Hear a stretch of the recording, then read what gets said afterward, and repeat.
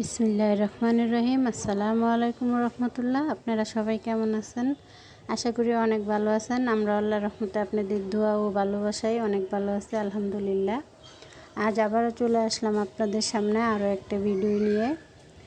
তো এটা কয়েকদিনের আগের ভিডিও আপনাদের সাথে শেয়ার করলাম।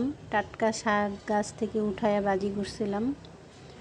তো অনেক মজা হয়েছিল ভাজিটা, আসলে অনেকই মজা হয়েছে। দুপুরবেলা করছিলাম ভাজিটা, তো গরম ভাত দিয়ে খাইছি, অনেক ভালো লাগছিল।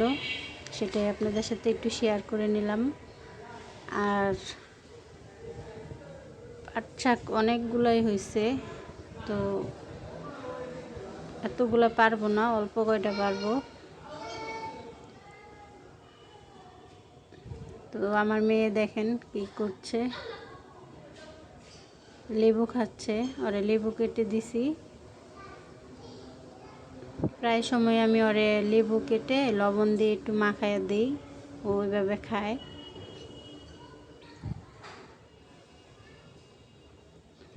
তো এইটা ও অনেক মজা করে খায় লেবুটা।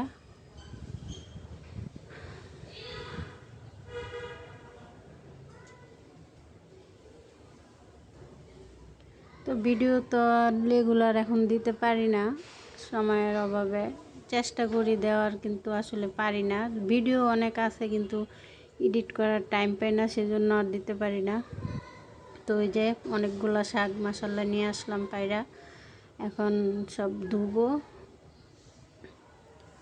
মাঝখানের রগগুলো ফেলে দিয়ে ছোট ছোট করব।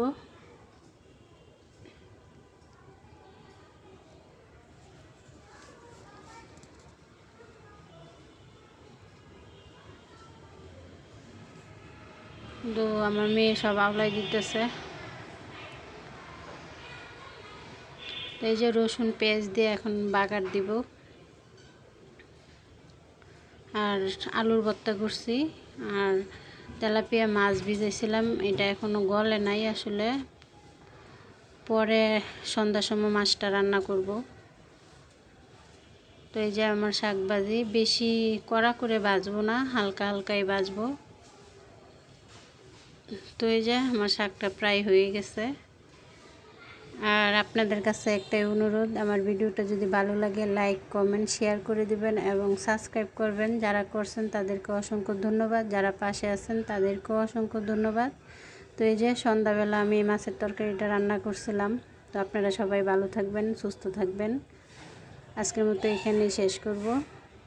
আসসালামু আলাইকুম রহমতুল্লাহ।